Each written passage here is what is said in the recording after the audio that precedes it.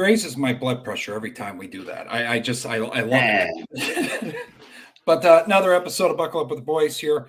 Your host DB and Trevor Dinsmore. It's an honor and privilege. Trevor, take it away, buddy. Yes, sir. Hoping everybody had a good weekend, enjoyed their St. Paddy's Day, and enjoyed a day that is near and dear to my heart and near and dear to a lot of fans, a lot of wrestling fans' hearts. Drew Billy, you know what John 3:16 says, yes? Not by heart, but I not by heart, not by. Okay, I'll give you the King James version, which is the plain old English version of it. For God so loved the world that he gave his only son, that whoever believes in him shall not perish, but have eternal life. God bless. I added the God bless. Yeah. Do you know what Austin 3:16 says? I don't know what Austin 3:16 says. You don't know what Austin 3:16 says? Oh, my God. No. There it is. Let me tell you about it. Oh, here we go. I'm going to do my best impression here. Okay. And I might embarrass myself, but guess what? I don't care. Whatever. You sit there and you thump your Bible and you say your prayers and it didn't get you anywhere. Talk about your Psalms. Talk about your John 3:16. Here it is. Austin 3:16 says, I just whipped your ass. Can I get a hell yeah? Hell yeah. You know something, Drew Billy? I need a beer. Oh, I spilled it on my keyboard. Whatever. I love it. I ain't gonna chug the thing, but that's all right. And I'm not gonna do the whole, the clanging and get myself all dirty, and then I'm doing this whole podcast covered in sticky beer, and I don't want that. I just wanted to give the world a taste of my Stone Cold impression. I think it's pretty good. I've been given compliments on it. Granted, most of those have been from my father and fellow wrestling fans. So, just figured I'd toss that out there in celebration of, like I said, a day that is near and dear to a lot of people's hearts. God bless. Yes. And It was perfect. It crossed over with St. Paddy's down here in Pittsburgh. It was perfect. Perfect excuse to drink. Not that I ever need one, but it was the perfect excuse to drink. And I bet you there was a couple of Yinzers down there, Trevor. Just a few, Yeah. Unfortunately, I only made it to North Shore.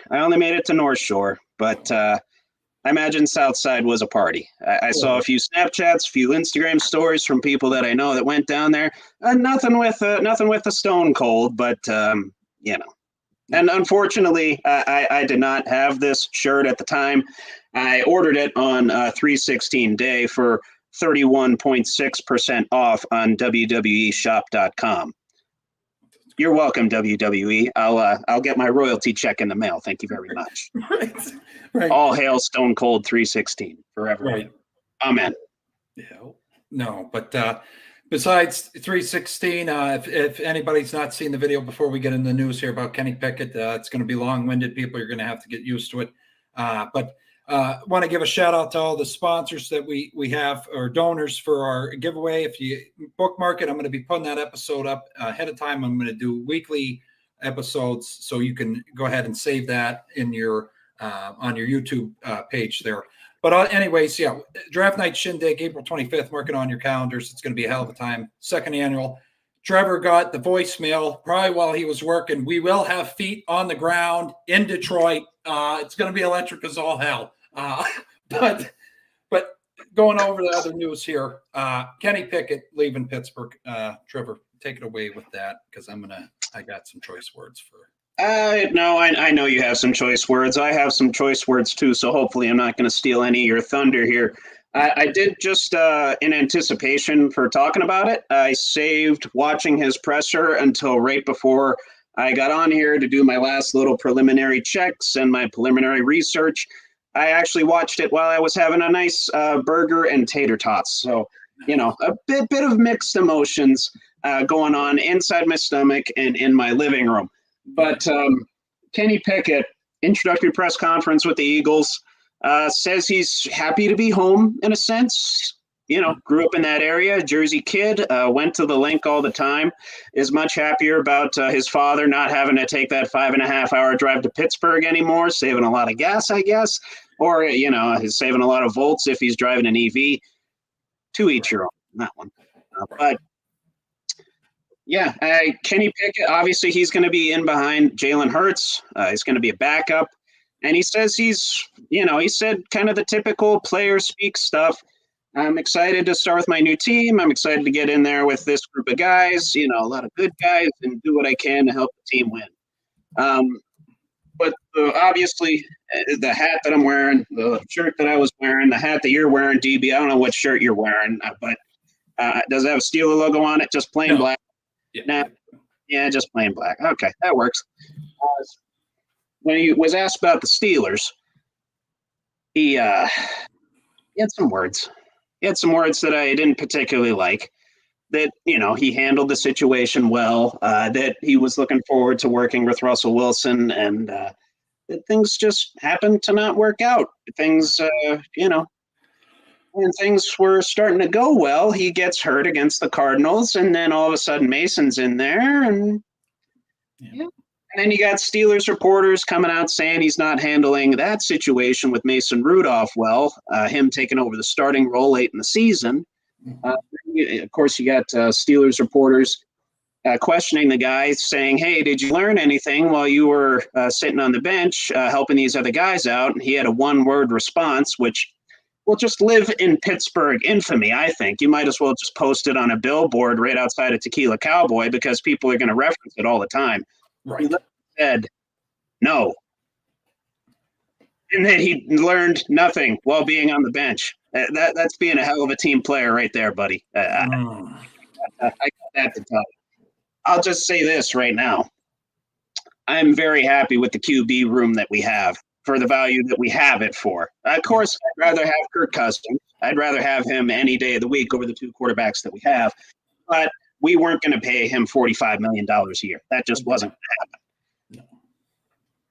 But the con man coming through again, getting Justin Fields, getting Russell Wilson at minimums, by the way. Russell Wilson at the veterans minimum, Justin Fields still on his rookie contract. I believe we have until May to exercise his option, which I don't see why we wouldn't do that. Keep him on the roster. But now as far as Kenny Pickett goes, and I say this more about the opposite sex than I do about Kenny Pickett. But it's a shame to watch him go, but I love to watch him leave. Right. Right. I agree with you. I hope I didn't steal any of your thunder or any of your punchlines, DB. No. You still got stuff to pile on here. I'm going to look at it. So I'm coming at it at an angle that I don't think people are looking at it. And this show is about having athletes on at times. We haven't had one on in a while, but there's kids in Pittsburgh, maybe in New Jersey, look up to Kenny. And I see a guy that's just not a fucking team guy. It comes out like I actually now, and this is the first time publicly I'm saying this, I am actually ashamed that I was so for him. I am, because after Mason thing, it was Mark Mann got in that shit. So I thought it was clouded. No, I know that early on there was a lot of Pittsburgh reporters that are a little, shall I say, overzealous. I don't want to necessarily say that they report misinformation, but they get a little bit too out in front of things and a little bit too, dare I say, polarizing with things. Mark Madden being chief among them. But yeah, they're looking for the clicks, and that's what's fucked up. They're looking for the clicks. Now, I'm ashamed that as an athlete myself, Trevor, in past life, to see him just not be a team guy. You live for fucking competition. If you're a competitor, I would have loved. Mm-hmm. He took it the complete wrong way. Okay, yeah, Russell, he's had some down years since he won a Super Bowl. I want to fucking beat that guy out. That would make me puff my chest out even more. But now you just fucking roll over and you go to Philly. You're never going to get your career's never going to blossom. I think he's done. Is that too far? It's not. It's really not. I mean, he's going to be sitting in behind Jalen Hurts for as long as Jalen Hurts wants to play football in Philadelphia. I mean, it's up to the Eagles to, maybe figure out the cap situation and figure out what they're going to do with him when the time comes to re-sign him. I'm not sure how many years he has left on his deal. I'd have to look that up and verify. But right. No, he's going to be holding a clipboard and going to be getting paid, honestly, more than Russell Wilson to do it. So, you mean at this point, are you just trying to get the money? I mean, that's kind of what I look at. You're not working. Get his money, get his pension, maybe. Here's the thing, too. You have no fucking entitlement. And he is acting like he has all this entitlement and that Mike Tomlin should have never brought Russell in, whatever. You had 24 regular season starts. Now I'm coming after you with the numbers, Kenny. You had 24 regular season starts. You threw 13 career touchdowns and 13 career interceptions. You are fucking mid together with touchdowns and goddamn interceptions. Okay? And then in his press conference that you watched prior to this, Trevor, he goes, strengths, accuracy. Trevor, he fucking threw the ball. I mean, I tell you, the guy could miss. The guy could miss a 6-yard hitch like an MFer. I swear to God. I swear, I never seen more overthrown passes or thrown off to the left, right, short, wherever. Any way to miss, he could find it. It's like my golf game. If there's a bunker out there, I'm gonna find it. And if there's a miss out there, Kenny's gonna find it with his throws. And I saw this little nugget while I was out drinking the other night. Yes, I was out drinking on Friday and Saturday night. Sue me. My liver might sue me, but sue me. Right.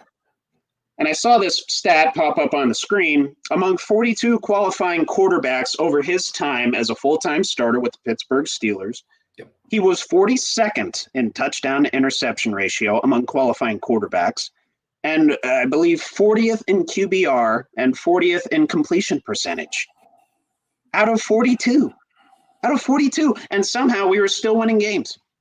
It's a miracle. Right. It's a miracle. I mean, yeah, he turned it on in the fourth quarter.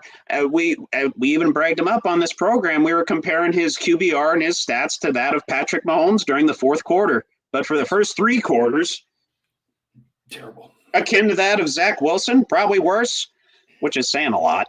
Right. And I said this to you prior to that, and I don't want to stay too long on this because we got a lot to cover. Franco Harris announces you, okay? Yes. He announces you. I know you're an Eagles fan as a kid, but there's some substance to that.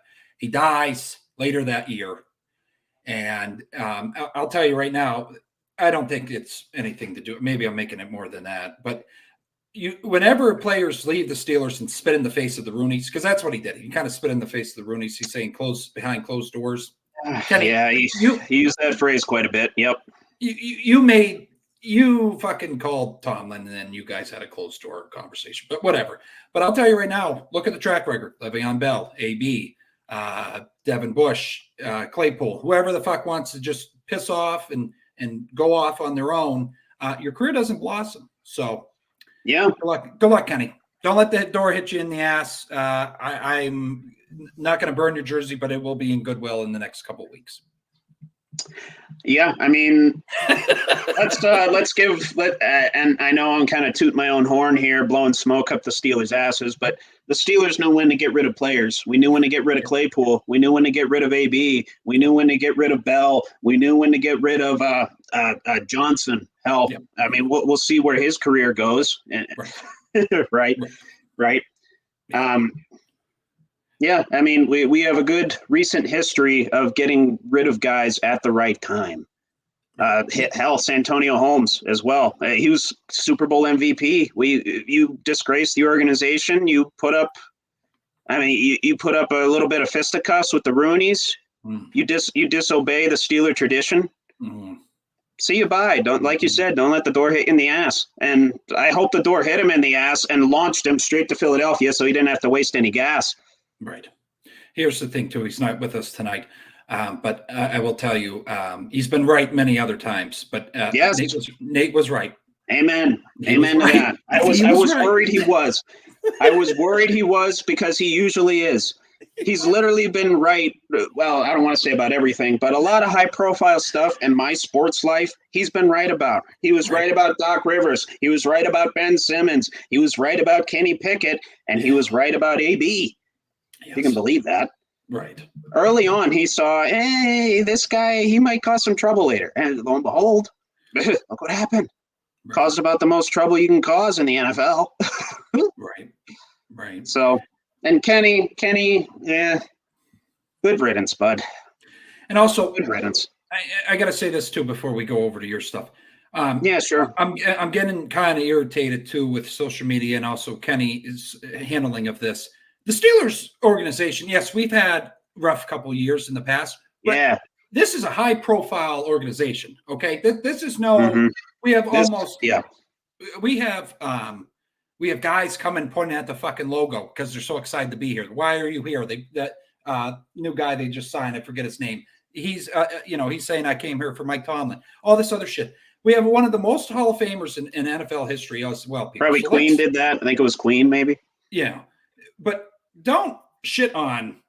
I'm sorry, you can't shit on the organization. Okay, you can laugh at the Cowboys. I don't give a fuck. They haven't. Why are we giving the Cowboys shit? 30 goddamn years they haven't been in the playoffs, but we're gonna shit on the Steelers because we're going through a little turmoil. Yeah, I mean, while we're throwing shade at the Cowboys, apparently going all in, and I know I said this last week. Going all in is re-signing your long snapper. Right. Great work, Jerry. Put them in the geriatric. You know what? Huh? Yeah.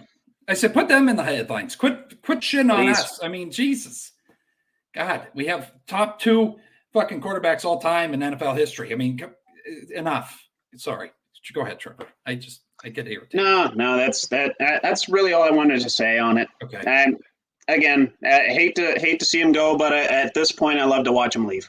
Yep. You don't spit in the face of this. No. You don't spit in the face of this and get away with it. Just ask TJ Husmanzada. Just ask the Jaguars from this past season who disgraced the terrible towel. You don't disgrace this. No. And get off lightly. And last statement, pretty boy with a pretty mouth. Kenny Pickett. He does have a hot wife, I will say that. And she was excited to go to the Philadelphia. I think she basically made the decision for him. So that's fine. She can in that relationship. Yeah, she can pay for that New Jersey real estate along with Kenny's salary. That's fine. Right. Have fun not pumping your own gas, pal. Oh wow, yeah. But you had some stuff on the big trades going on with the Steelers Fields. Well, yeah, just of course I mentioned it. We acquired Justin Fields for actually, and I just read up on this right before we started. A 2025 conditional pick. So if Fields this year plays 51% or more of snaps, and that becomes a 4th round pick. Right now it's a 6th round pick, which we get a pretty talented quarterback who was on the up. He was progressing, but it's abundantly clear the direction the Bears want to go now, as if it wasn't clear before that they're going to draft Caleb Williams 1st overall. And that's just how it's going to be for them. And that's fine. We're literally, I believe we have Justin Fields and Russell Wilson on contract this season for just a shade over what Kenny Pickett's making. I believe it's just under $5 million that we have these guys for. Yeah. And the return on investment that we could get, as in guys that can be consistent, hopefully, and execute, hopefully in the way Mason Rudolph did. And same with Mason Rudolph, too. Glad he went and got his bag with the Titans. No issue with that whatsoever. He did us well. He was a professional throughout his entire tenure with the Steelers. I figured he was going to go do that. He did. I'm okay with that. Yeah. But we got Justin Fields, Russell Wilson. It's a very low-risk situation because how much worse at quarterback can you get? You can't. Yeah, not much. Not much off of Kenny. And yeah, hopefully we're going to revamp the offensive line, be able to protect old Russell Wilson back there, who'll be turning 36 pretty soon. And then, if we can develop Justin Fields into what scouts said he's originally pegged to do, hell, if we can develop him like CJ Stroud is developing, that'd be very nice. Obviously different styles of quarterback there, but Ohio State, Again, I don't like to see Ohio State quarterbacks doing well in the NFL, but if one of them is wearing a Steelers uniform, I have no choice. Right. And something too, Trevor, I don't know if you saw this in the viewers out there. Justin Fields' numbers are not far off of Lamar Jackson's. I don't know they're not terribly far off. No. He just had a horrendous offensive line that made him look bad in Chicago. Yes. I mean, that's not talking up the Steelers' offensive line by any means. We have some work to do. Yes. We definitely have some work to do. And hopefully the con man is going to do some work in this draft cycle. Right. No, other things I had here before. I got to say this, and I haven't attacked this fan base yet, and I know some people that are fans of this organization, and I apologize in advance. Not the Buffalo Bills. It's not going to be to that degree. Wait, let me guess. Not the Ravens. No. Not the Bengals. No. Browns. No. Cowboys. It's a bird. It's a bird. So it's a bird. It's a bird. Falcons. No. Oh. It's one of my favorite birds. I'm out of guesses. Cardinals. I don't want to prolong the show here. Cardinals. Okay. You enter in with the fifth most cap space, 56.6 million. You did shit. Not much. You got Desmond Ritter. Yeah. I mean, what are we doing? He'll back up Kyler. I guess. Where are they at in the draft, Trevor? Maybe I'm missing. Maybe I'm fucking up here. No, they're high. I think they're second or third. No, Patriots are 3. Who's 2? I think they might be 2. I at one point I knew the top 10 like the back of my hand, but they got 4. They got 4. Okay, who's 2? Who's 2? Let's get the draft order up here. I apologize to the people. No, it's all right. I'm getting it up here too.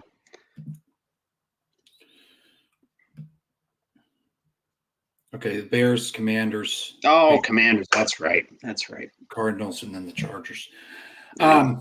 Maybe but I mean, that's a fan base we don't touch on them much. What the fuck are we doing? I don't know.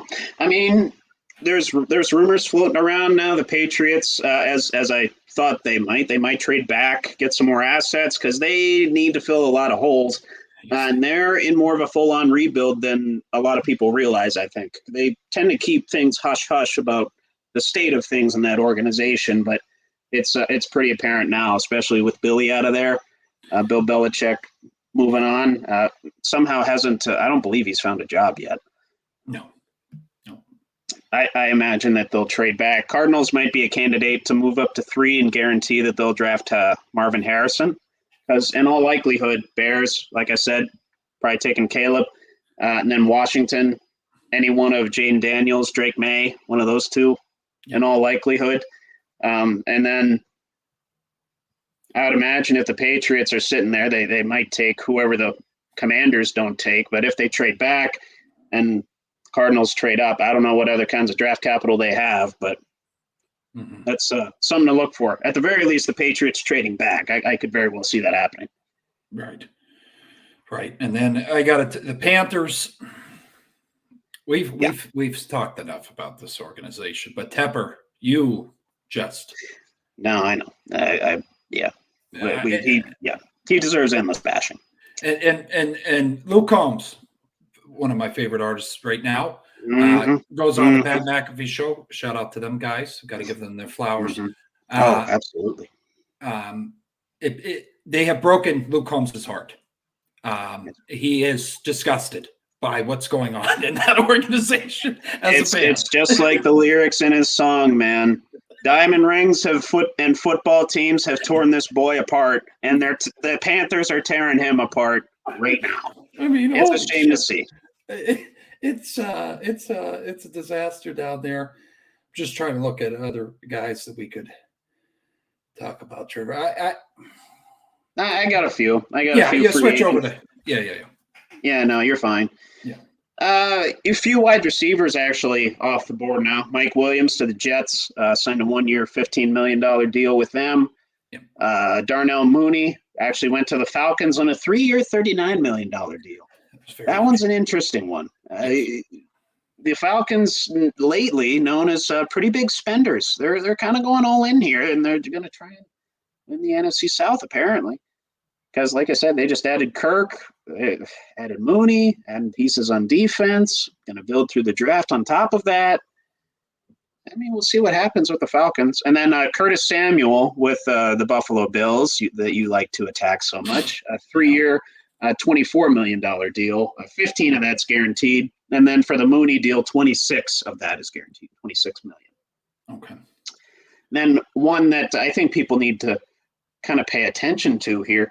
The Lions signing Kevin Zeitler, longtime offensive guard for the Baltimore Ravens. They signed him to a 1-year deal, terms undisclosed. I don't know. We don't know the amounts on that one yet.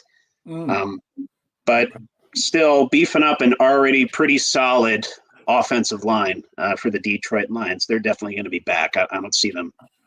I don't really see them falling off unless, barring the worst amount of luck possibly in NFL history, I don't see them falling off. Right.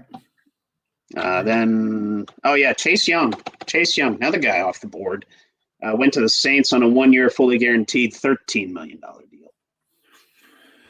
Yeah. I hope he finds a home, Trevor. Maybe I'm trying to think how old Chase Young is, because that would be a nice replacement for. He's like 26, 27, I think. Yeah, Cam Jordan. I recall correctly. That would be a nice replacement for Cam Jordan, if in my opinion. Because he's getting close to retirement, or I don't know if he's undecided still if he's coming back for next year or not. That one I have not seen. I don't think there's been any official announcement. And Chase Young's actually 24, so younger than I even thought. Jesus Christ. So, yeah, there you go. The same deal with like Patrick Queen last week. Been in the league 4 years. He's 24 years old. If you got it, man, you got the talent, fucking go for it. Yeah, no, absolutely. Absolutely. Go get your bag, man. Yeah. And with that bag, you can go back and get a degree anytime. Right. So, they'll give it to you for free, basically. I'm joking. I'm joking on that. They're going to class. This isn't Syracuse basketball here. Oh, whoops, sorry. You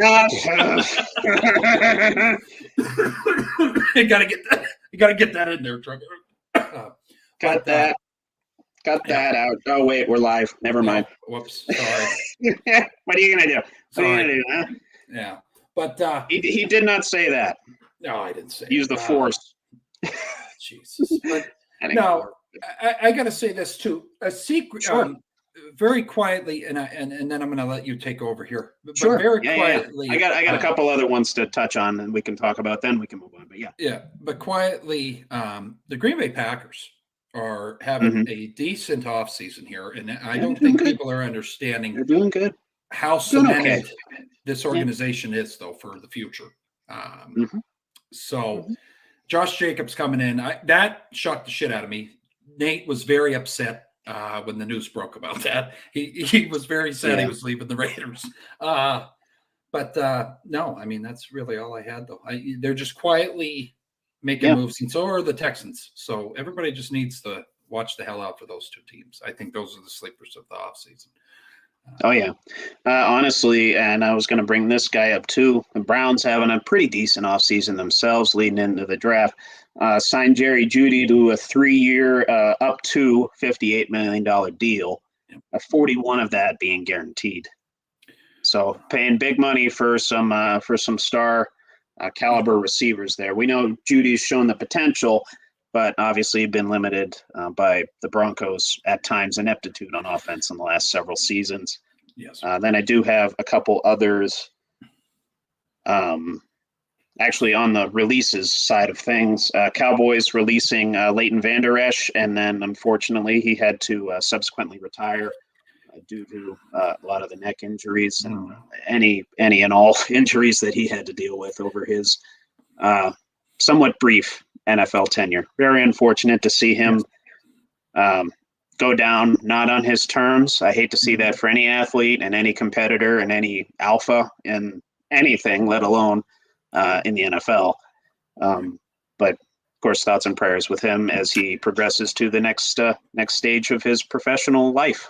We'll see what he ends up doing. Hopefully, he makes good for himself. Maybe he ends up a coach somewhere, or he wants to pursue other things. Obviously, he's got the mindset to be an NFL linebacker and wear the green dot, so he's got a pretty good head on his shoulders. He'll be just fine. One of the best. Then Cowboys also releasing Michael Gallup. That was about 4 days ago that those transactions happened. Okay. Then those were the major ones of note. And I did want to mention trade between the Vikings and the Texans. Usually we don't see draft trades this early, basically a month and like a week out. But the Vikings are going to get the 23rd pick and the 232nd pick in this year's draft in exchange for giving the Texans the 42nd pick, the 188th pick, and a 2025 second round pick. So Houston receives those 3 picks. Minnesota receives the 23rd and 232nd.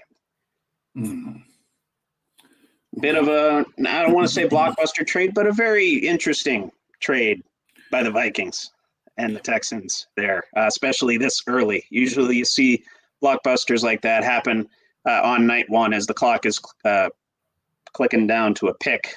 But yeah, month and a half out, they're making moves already. Right. Reshuffling everything.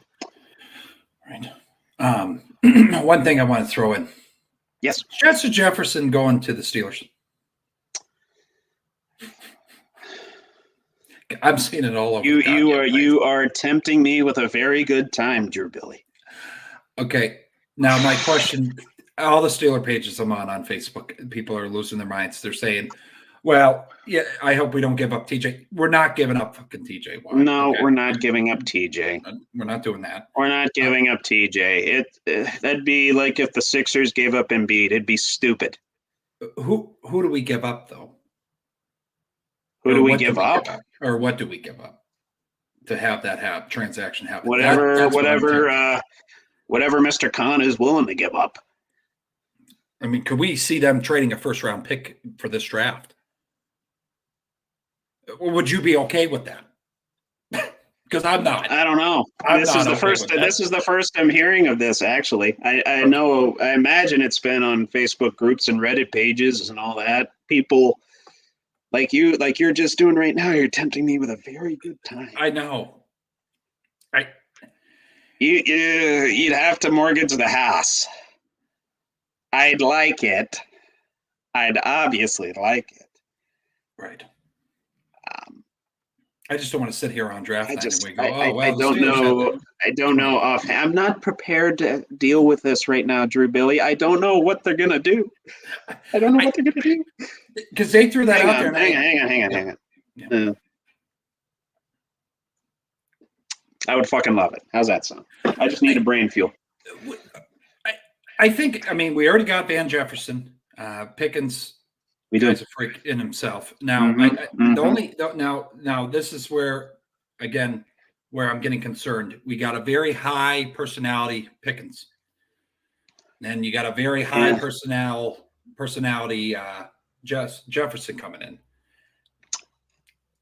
I don't know if you got to figure out target share too. You got to figure out target share in a run-centric offense. And Arthur Smith could do it, I think. I think he could figure that out. He could. Minnesota, they are a pass-first offense through and through. And Justin Jefferson, there's a reason that he's the NFL's best receiver and he gobbles up targets and he leads the league in yards at what seems like year after year. He's a guy that needs targets and needs targets constantly, needs to be involved in the offense. And we saw Deontay get frustrated about his role in the offense and how we were a run-centric offense, how he wasn't getting open, how he wasn't getting targets in the red zone. And Pickens, same deal. Right. I know receivers, they always want the ball. That's a given. If you're an alpha and you're in the NFL, you want the ball. That's a given. Yeah. But to your point, we'd have 2 receivers that would want the ball constantly in a run-centric offense. And to me, it'd be too many mouths to feed. I think you can go to the draft and get someone coming in on a rookie deal that's going to be happy to be involved in an NFL offense. And if they show out, they show out. That's been the Steelers' MO for the last several years, drafting receivers.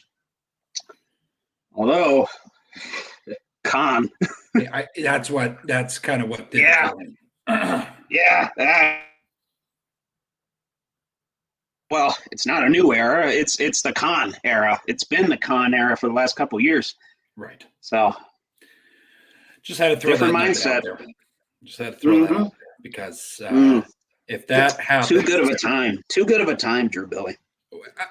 I'll tell you though, if that happens, this might. Well, it already is one of the best off seasons I think the Steelers have had.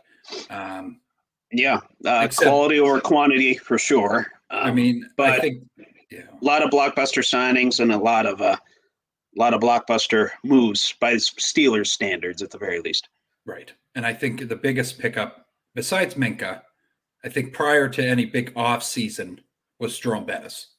That's what's fucking depressing. That's 93 we're talking here, Trevor. We're talking it's a little while back. 94. Or maybe a little earlier, 95, 96, around there. But regardless. But anyways, sorry. I just had to throw that out there. Yeah, you're good. Bettis has a special place in my heart. He was the first poster that I had, one of the first jerseys that I had, and he went to Notre Dame. So, couple special spots there. Oh, yeah, wonderful human. Yeah. Could have done a little bit better in the food business, but that's neither here nor there. Never got to eat at his restaurant, goddammit. Yeah, neither did I. Now they have an Aldean's where that was. So it's not bad. I know. It's still sad. All right. I know. It sucks. Right. I never got to eat there either. So it's okay. It's okay. It is what it is. Yeah. Any more free agency stuff or trades or anything like that? I think we're good. I think we covered the major ones. I don't recall anything coming out of the blue recently. No, I think we're going to have more news for you beautiful people out there by next Tuesday. I believe so. I think there's going to be. I don't think we're done here. I think there's some more shit to come. Yeah. Yep. And I'm. Of course, I'm going to talk about draft picks here, but in terms of who we're going to draft first, it's going to constantly change based on what we got. We're definitely not getting a quarterback now. I can tell you that. But anyway, is that what I'm moving on to next? NFL draft stuff? No.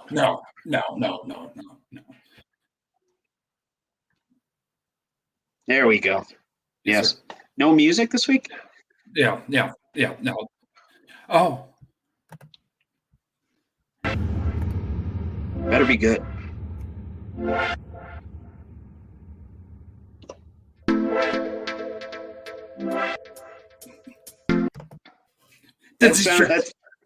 That sounds like disco elevator music. I like it. That's these draft picks. Take it away, Trevor. Holy shit. I'm going to get better. Oh, my God. Get better here. No, we will. We're getting better every week. You're hitting the opening sequence, and you've been hitting the closing sequences. We just got to work on the in-the-middle stuff. We're good. We're good. All right. But anyway, welcome to this week's edition of Dinsy's Draft Picks, or as I like to call it, using those $10 words that I like to use, Dinsy's Draft Dissertation. This week, covering inside linebackers and outside linebackers, more specifically edge rushers. A couple different things with this one. You kind of have contrasting skill sets. Inside linebackers, you're looking more to fill in the run gaps and fill in man and zone coverage where needed. Whereas with edge rushers, obviously in a passing league, you want them to rush the quarterback, take on tackles, and contain the pocket, collapse the pocket. But anyway, I'll start out with this year's prospects coming out at the inside linebacker spot. If I can get my Excel sheet to cooperate here. Apparently, the Dinsmore people are not very good with Excel, myself included. But anyway, here we go. Peyton Wilson, out of NC State, first ranked at his position, and he's an early day 2 guy, ranked 33rd overall. Highest draft grade of any inside linebacker at 87. So this year's prospects, not elite, but still can fill in where needed. on an NFL roster at the very least. Wilson, pretty tall, 6'4", 233. Actually ran a 4.43 40, 34.5-inch vertical, and about a 10-foot broad jump. And this guy, he's a prototypical middle linebacker in terms of his frame and his size, and he has pretty good intelligence and play recognition, and he's described as having, from scouts, wide receiver like speed and lateral movement. So could be a steal on early day 2 if anyone's looking for an inside linebacker. Seattle. Right. Yeah. But sometimes, he sidesteps his blocks a little bit too often instead of playing off them, and he has a bit of an injury history, spotty, but he did redshirt a year his sophomore year where he only played 2 games. So that's obviously a bit of a concern coming right out of school. But another guy here, if I can scroll right to him, there we go. Excel, I can do it. Yes. Yeah. Mr. Edrin Cooper out of Texas A&M, go Aggies. I'm actually, somewhat of a fan of the Aggies, mostly because, that Johnny Manziel run. But, Anyway, out of Texas A&M, second ranked at his position, another early day 2 guy, 39th ranked, which is only 6 spots behind Mr. Peyton Wilson. A draft grade of 86, stands at 6'2", 230, ran a 4.51 40, similar to Mr. Wilson, a 34.5-inch vertical, and about a 10-foot broad jump. Now, he's a bit of a contrast to Peyton Wilson in that he's a big passion and intensity guy, good locker room guy, and he showed improvement in his responsiveness and his decisiveness off the snap from 2022 to 2023. Still room for improvement on that front, but still, doing very well. And just as well, and I think this is a key point here, he sniffs out screens pretty well. So if you're looking for a pace type of offense, counter the blitz, this guy is good at pursuing the ball carrier and behind the line of scrimmage screens. And he's also a decent blitzer. So you kind of get the full package with this guy, except in the area of open field tackling. He's known for missing some tackles, and he's struggles searching for the football at the mesh point. So, plus he's a little bit undisciplined when it comes to the run game. So he sometimes pursues the wrong gap, and lets the play go a little bit, or doesn't necessarily have the length to body offensive linemen and fill in run gaps and maybe even hold up guys with one arm like some of these other players do. But anyway, Mr. Cedric Gray out of UNC, and this is a guy I really like. He's third ranked at his position, another day 2 guy, 52nd ranked overall, received a draft grade of 84, stands at 6'2", 234, so similar frame to Edrin Cooper out of Texas A&M, 4.64 40, pounded 17 reps on the bench press at 225, not bad. 35.5-inch vertical and a 10-foot broad jump. So this guy, he's a volume guy, volume tackler and a stat filler. Fills up the stat sheet, whether it's with assisted or solo tackles, turnovers, you name it. He fills up the stat sheet. He's very good. He has good length, long arms, nice wingspan, and good at pursuing the run carrier. He's very good at that. And he takes, and this is a key point here, we're always talking about angles. We usually talk about them with safeties, taking the right angle to the ball carrier. This guy knows how to do that. He has the football IQ to do that. Very good. And he's also described as a pretty solid in man coverage. So I'll give him that as well. And then similar to Cooper, struggles a little bit in the run game, runs himself out of run fits, sometimes over pursues.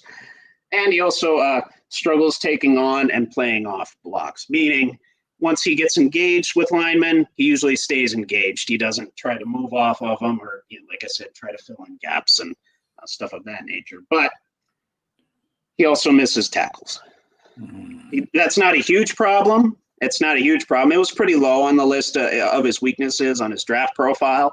But they said that might be a concern that he has to work on. Coachable stuff to be sure. But something that he could definitely work on as he develops as a pro. Then another Big Ten prospect here. I love my Big Ten prospects. That's the type of football that I like watching. Smash mouth, very physical. Junior Colson out of Michigan, national champion, Michigan. Stands at 6'2", 238, fifth ranked at his position, actually. Overall rank of 82, so middle day 2 guy, something like that.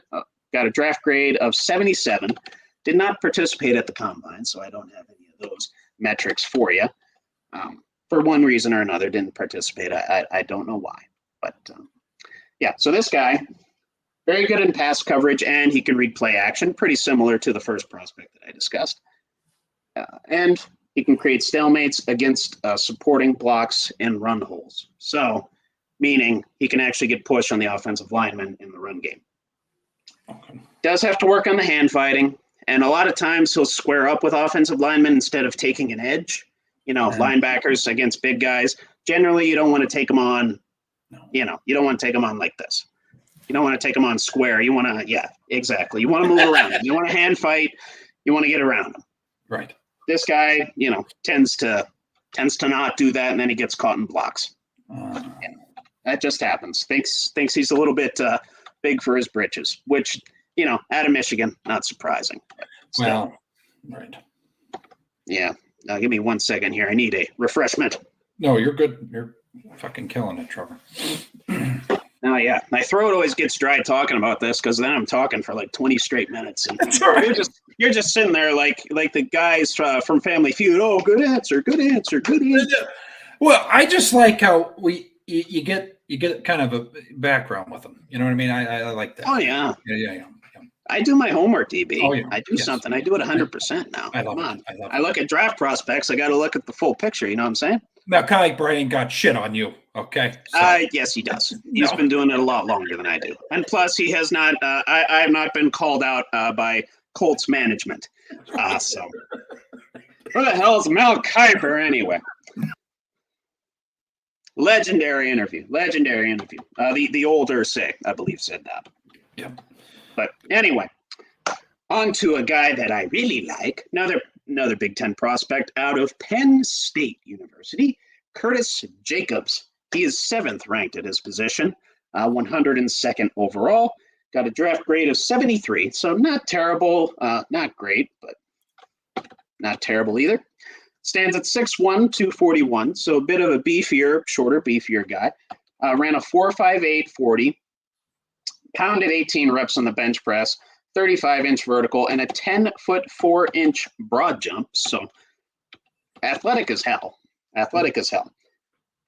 So some of his strengths, his size and his relative strength to his peers, has excellent body control, which is to be expected out of a linebacker factory such as Penn State. They teach discipline and they teach the fundamentals. And if you don't have those fundamentals, you're not going to do very well in a Penn State uniform. This guy has the fundamentals down. He usually has a wide base and always tackles with a wide base. So when he's tackling you, you're going to go down. That's how it's going to go. No two ways about it. So what he does have to work on, though, instincts off the snap, sometimes struggles in that area, and loses contain to the outside sometimes. Usually plays a little bit too far to the inside, cuts inside on the guards, tends to fill the A gap instead of the B and C gaps. That's just kind of how it goes.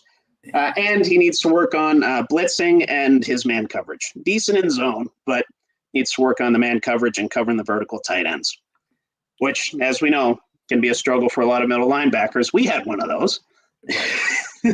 Right. Oh, yeah.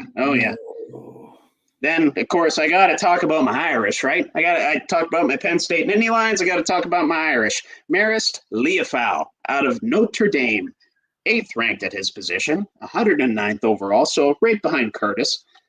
Had a draft grade of 71, stands at 6'2", 234, ran a 4.64 40, so not great, but, at least he showed up, unlike some of these other guys. So, but anyway, and again, with this guy, similar to guys coming out of Penn State, he has the football IQ, he has the fundamentals down. All the stuff that you can't necessarily coach all the time, he's got it. And I read this about him too. Scouts said he's very violent with his hands. Now, when I think violent with the hands, I'm usually thinking of something else, and you know where my brain went with that. Right. But yeah. I usually don't think of middle linebackers. I'll just say that much. Right. But if you're violent with your hands as a middle linebacker and you're coming in on blitzes and you know how to confuse guys with taekwondo or whatever the hell you do, Right. I mean, obviously you can't kick the guy, but if you're coming in on blitz and you can hand fight with offensive linemen and tight ends, blocking tight ends and running backs, hell yeah, I'm here for it. Again, this guy, impact tackler. He's going to wrap you up. He's going to bring you down. That's just how it's going to go. Good in the open field too. Then some of his weaknesses here. More of a rally and help tackler rather than an open field guy. Decent in the open field, but like I said, more of a rally and help type of a tackler. Average diagnosis at the mesh point, and he needs to improve his anticipation during in the run game. Sometimes he'll over pursue. Sometimes, he'll get off his blocks a little bit too late, and by then the offensive linemen have gotten to the second level, and then the running back is off and running. That's just how it works. Notre Dame had a good enough defense to compensate for that, and kind of cover it up a little bit. But in the NFL, against NFL talent, going to be a little bit tougher. That's just how it's going to go.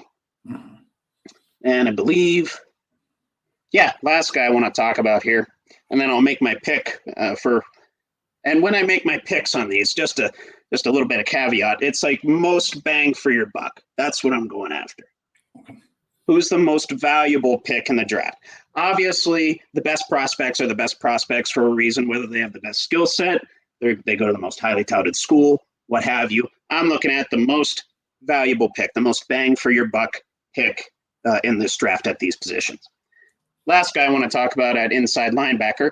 Then I'll get to the exciting guys, the edge rushers, who I like. I like them. Oh, yeah. Jalen Ford out of Texas. 10th ranked at his position, 140th overall, so a little bit down on the list.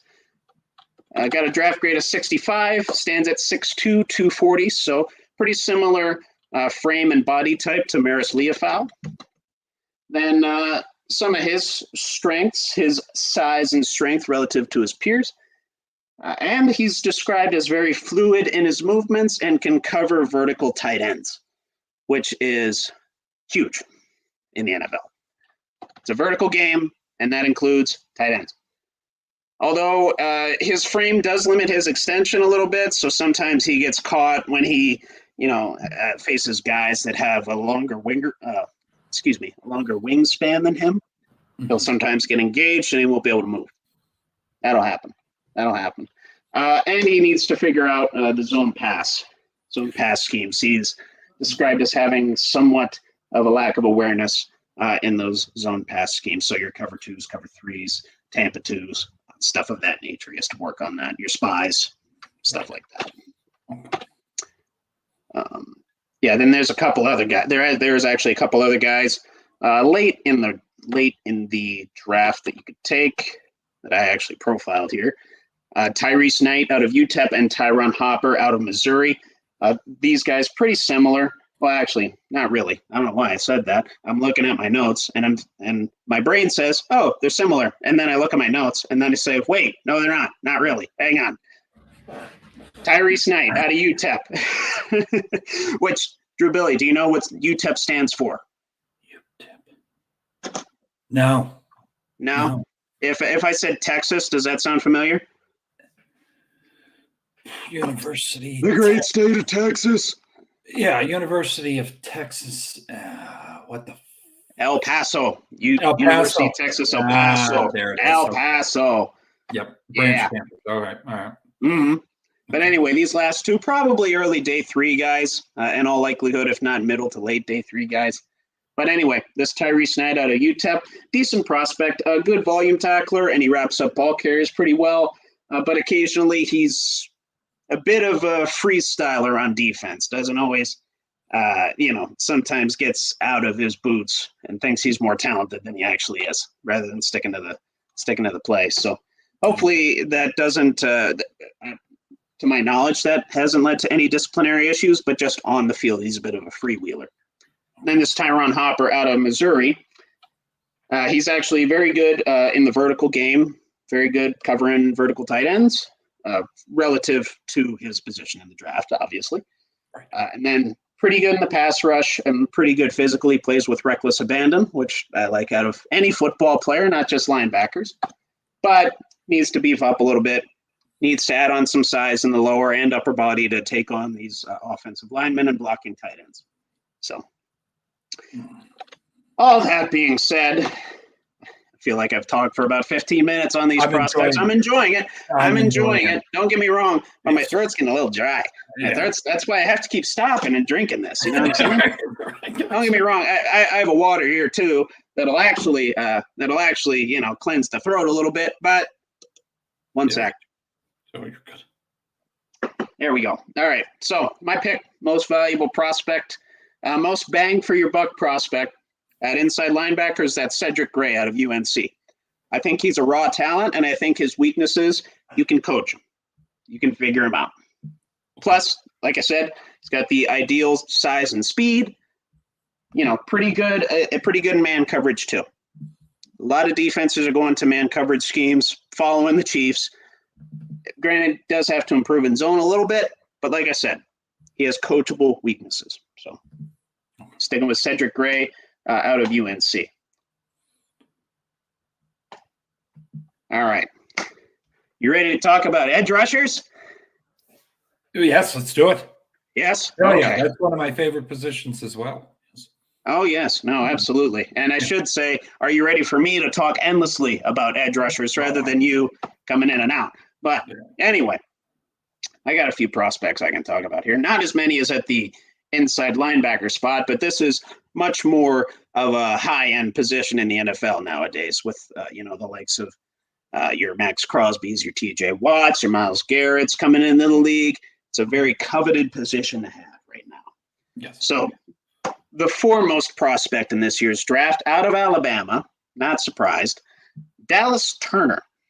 Guy by the name of Dallas Turner. 7th ranked overall, so could go in the top 10. Could very well go in the top 10. Got a draft grade of 93, which you can already tell the discrepancy between outside linebacker and inside linebacker. There's a 6-point differential between draft grades of the top prospects. So there you go. Anyway, this Turner stands at 6'3", 247. So beefy, muscular, stands at 6'3", 247. I just said that. I don't know why I said it twice. Onward.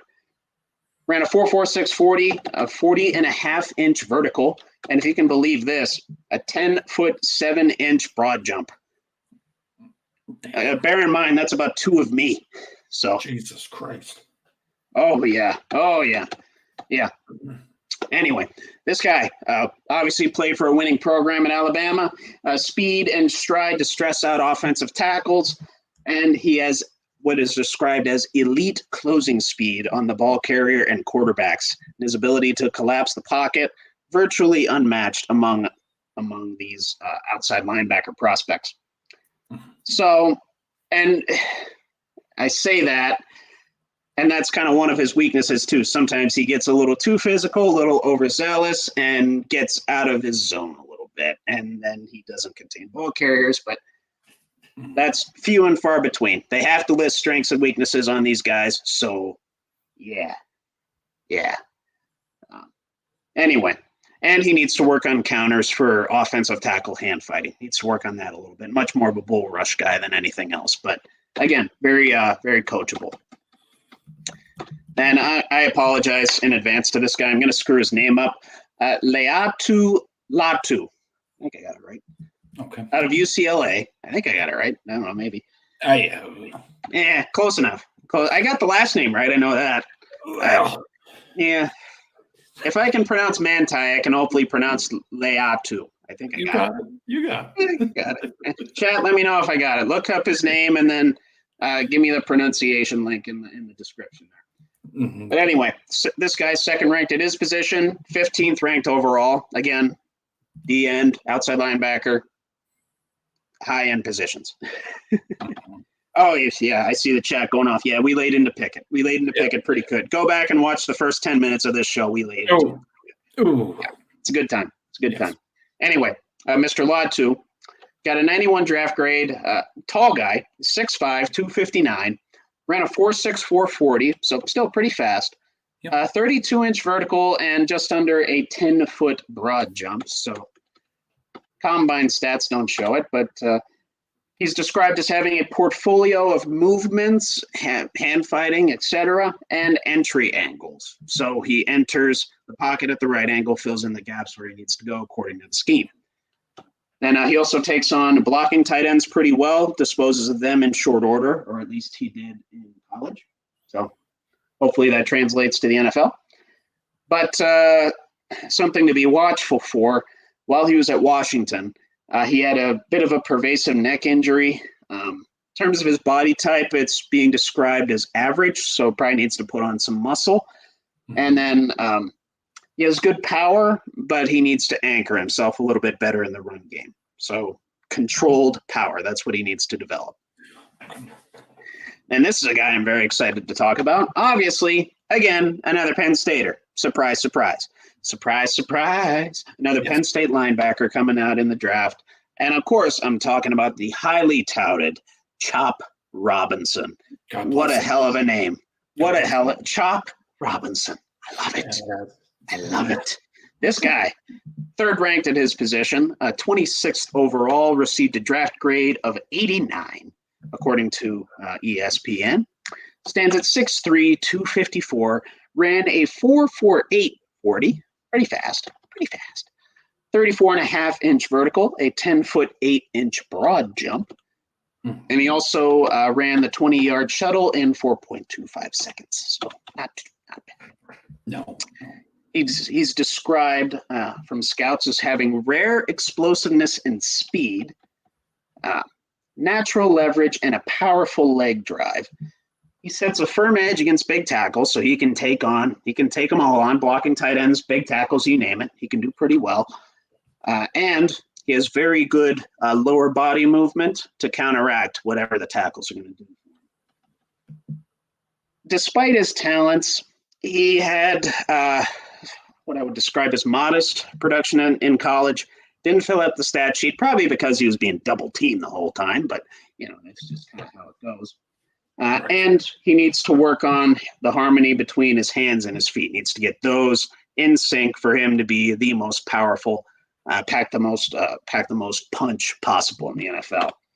And I completely forgot. I had player comps for some of these guys too, and I have one for Chop Robinson. Unsurprisingly, one NFL executive described him as a somewhat less polished Micah Parsons. Oh. So another great Penn State linebacker. And then the Leatu Latu that I described before, his player comp was a bit of an underdeveloped TJ Watt. So, I thought you might raise a couple eyebrows at that one. But onward, as they say. Another Alabama prospect, Chris Braswell. I know I got that name right. That one's pretty easy. Fourth ranked at his position, 40th overall, a draft grade of 86. Stands at 6'3", 251, ran a 4.6 40, 33.5-inch vertical, and just under a 10-foot broad jump. Now this guy, very good off the ball. Very good he has what's described as a good snap burst and a well-planned rush approach. This guy's very good at anticipating what his blocker on the opposite side is going to do. Okay. And just as well, he did block a punt and a field goal while he was at Bama, so you can plug him in for special teams, and he can show off a little bit of versatility for you. Hell yeah! If you don't want to throw him at the end right away or outside linebacker, what have you. Right. But some of the knocks on him, he needs to find some counters. With the hand fighting, he needs to work on that a little bit. And he has what's described as a non-typical take-on technique for Alabama prospects. Mm-hmm. So when he engages with an offensive tackle, it's not in the same manner that a lot of Alabama guys do, usually with bull rush power. This guy doesn't necessarily have that right out of the gate. No, unfortunately, no player comps for him. There's only a select few that they gave player comps to on NFL.com, and I pretty much rattled through them already. So that's kind of how it goes. Okay. But All right, who else do I got here? I got a few guys. One a bit later round prospect that I want to talk about, just because I think he's a pretty raw talent, bit unproven, limited college experience. But I want to talk about Austin Booker out of Kansas. Now, Kansas, they had a really good season, bit of a resurgence season for them. Yep. This guy, Austin Booker, 8th ranked at his position, 128th overall, so probably a day 2, maybe day 3 guy. Only received a draft grade of 67, surprisingly low for me. Yeah. At least, when I saw some of his film and, some of these strengths and weaknesses that I'm going to list off here. Decent frame, 6'5", 240. I probably could, bulk up a little bit. But regardless, ran a 4.79 40, 32.5-inch vertical, a 10-foot broad jump. But anyway, this guy has a pretty long wingspan. Like I said, 6'5", long wingspan. So he's not going to get out length, so to speak. And he has good inside and outside moves against power and finesse rushers, which I found to be pretty valuable. At least, I find that pretty valuable when I'm putting together an ultimate team. If I can find a guy that can counter finesse and power moves, hell yeah, I'm getting that guy. Yes. Anyway, he has a good feel for lateral movement and turning his shoulders when he needs to against blockers to get around the edge. But the big knock on him, and I kind of alluded to it in introducing him, pretty low snap count in college. Only played 505 snaps while he was at Kansas.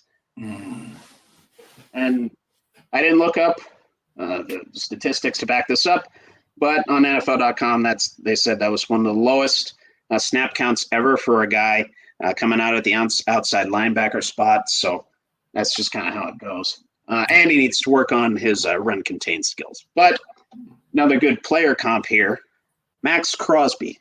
Oh, Guy with nice length, a little bit taller, not as a little bit somewhat thinner, but can use his wingspan to disengage with guys and even wrap up guys with just one arm. Right. Any guy that can do that, very valuable prospect. I think he might be a late round steal. Okay. Anyway, who do I got here? I need another swig. You're good, man. You're good. I'll talk a little after this before the. No, we're good. We're good. And we got to pick a bracket. Don't forget that too. Yes. Oh, yeah. Yep. We got to pick a bracket. Oh, yeah. Of course, I can't talk about Penn State or not talk about a Notre Damer. So I got to talk about Javonte Jean-Baptiste. Hell of a name. I loved watching this guy play. This guy's got a very high motor. But anyway, only 9th ranked at his position, 158th overall. Only received a draft grade of 60, but similar frame to Booker, 6'5", 239. Ran a 4.66 40, had a 34.5-inch vertical, and a 10-foot 7-inch broad jump. So pretty good combine metrics there. He has the desired length and the motor, as well as the fluidity that you want out of an edge rusher. And his athleticism and hand fighting in comparison to his peers, pretty good. Big knock on him. He steps late out of his stance a little bit, so he's a little bit late off the snap, doesn't always get the right push and leverage. And, just as in tandem with that, doesn't keep his pad level where it needs to be in order to get the right amount of leverage on his opposing blocker. And needs to work on his power discipline as well. He's powerful when he's disciplined. So he needs to work on that a little bit. Okay. Needs to have controlled power. That's what you want out of a D-end. And one other guy I want to talk about here. I love my Big Ten linebackers, if you couldn't tell. Yes. Couldn't tell. And I know I keep talking about Michigan. Don't worry. Harbaugh left. Yes. We'll see what happens next year. I don't think they'll repeat. No. Anyway, Jalen Harrell out of Michigan, 11th ranked at his position. Only 177th overall, 57 draft grade, stands at 6'4", 250. Did not attend the combine for whatever reason. That seems to be a common theme among Michigan athletes. Maybe Harbaugh is just going to draft him to the Chargers straight out. I don't know. We'll see. Anyway, for his position in the draft, he has a pretty solid frame, pretty quick hands, very physical. And he has a good pass rush motor. Stays going when trying to get coverage sacks. So doesn't quit on the first attempt there. Okay. Needs to work on the counter moves a little bit. And much like Jean-Baptiste gets off the blocks a little late at times, at the very least.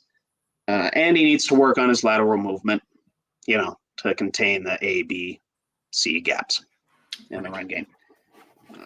And that's it. That's all I got for outside linebackers. So in terms of the biggest bang for your buck and the guy that I think has the highest ceiling, and yes, this is going to sound a little biased, Chop Robinson at Penn State. He's I think a dog. He is a dog. He's the premier raw talent coming out of this. If you want a polished guy, I'd say Dallas Turner. Obviously, he has the coaching, he has the discipline, and he has the winning tradition. Right. Chop Robinson, while he didn't fill up the stat sheet in college, like I said, probably because he was getting double teamed all the time. Right. One of the best raw talents that I've seen come out of Penn State in a decent while. I know he didn't play in the bowl game, so he didn't, fully show what he had off, but he showed up to the combine, he balled out, and I think he's going to have a very solid NFL career. And I think he's going to fall somewhat late in the first round, too, maybe middle to late first round, maybe late teens, early 20s, because everybody's going to be busy, picking offensive tackles and what have you. But if you need an edge rusher around the 20 spot, might not be a bad guy to consider. Right. I mean, obviously the Steelers don't need that. They're at the 20 spot. Right. We got Highsmith, we got Watt, we're fine. But Chop Robinson. I know it sounds biased, but just watch his film, man. Just watch his film. So damn good. So damn good. He's like a piece of clay. Exactly. If you can polish him up a little bit, if you can make him as disciplined as Micah was when he came out, wonderful talent. Watch the fuck out. Yep. Oh my God, yes. Oh my God. But the thing that I think differentiates him, he can play the run game a little bit better. Yep. Yeah. Micah, obviously I've described him on this program before for reasons other than his strengths and weaknesses as a draft prospect. Yep. Yeah. We don't have to touch on that again. Don't worry. But he ideally is very good in a pass-centric defense. Right. That's what the Cowboys' MO was. They get ahead, they force the other team to pass, they sick Micah Parsons on every quarterback's ass. And that's where he's great. Yep. Generationally great. Yep. Yes. But that's TJ Watt, though. But that's one differentiator I think is pretty key. Chop Robinson can play the run game a little bit better at this point. Obviously, that's relative, though. We haven't seen Chop Robinson at the NFL level.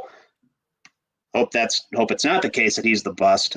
But like I said, I think he just has too much raw skill to not succeed. Yes. Yeah. So. Yeah.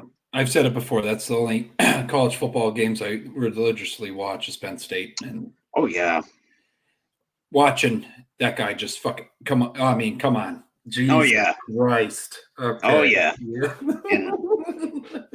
Yeah. He was going to whoop some ass, if you know what I'm saying. Yeah. Hell yeah. Oh, shit. Yeah, that guy's coming after me. I'm going to curl up in a ball and cry. Fetal position. Yeah. Fetal position. Ask how the UMass quarterback how he felt after that game. Ooh.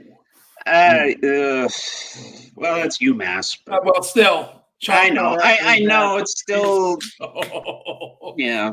Oh, poor kid. God damn it. He probably left. It's unfortunate. He's never going to touch a football again. But no. And then next, we got the bracket talk. I think you're given. I think you're given a great insight on letting people know what the hell to expect in the draft. Here's the other thing too. I think sometimes scouts are very hard on these guys. Absolutely. When I knock these guys, it's what scouts are saying. It's not what I'm saying. Right. I don't think TJ got the best gradings at times, or Max Crosby even. You know what I mean? So I think TJ was first round, wasn't he? First round. Oh yeah. Yeah, he was first round. Okay. But they knocked him for something. I can't remember what the hell it was. I can't. Maybe his build at the time. Obviously, he bulked up. His build and his speed, and I'm like, yeah. What the fuck are we even talking? What are we? What? Well, now he's literally got arms that are as big as both my legs put together. So yeah, right. No, what can I say? No, for the bettors out there, this is a special time. If you're in the basketball March Madness, you bet your sweet ass that we're getting into that a little bit too much, but that's the enjoyment of winning, but also losing. It makes it's that time of year. It's madness. Yeah. It's madness. I should call it March fever, but right, because it's contagious, man. Everyone's trying to get that perfect bracket, win some money, right, retire tomorrow. And then you got those guys out there and gals. Gambling, it's the devil's work. No, it's not. No, it's not. It makes it more exciting. Okay, we're not condoning it, but it makes it more exciting. That's all I got to say. Gamble responsibly, yes. Gamble responsibly, but when you got a $5, be prepared to lose, because I lose a lot. I'm prepared to lose. Right. I don't use this app, and they're getting free advertisement here. But DraftKings with Barstool Sports is running a beautiful campaign.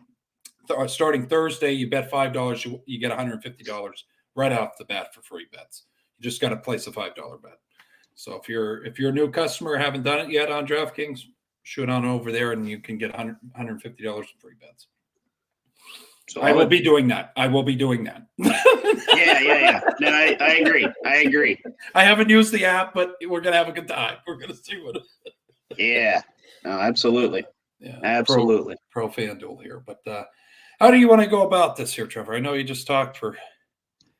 No, I was going to say we'll do what's more likely, because then that kind of leads into the pièce de résistance of the week. That is, we're going to fill out a bracket for y'all. Yes, sir. I've already filled out several. Drew's filled out his. Yes.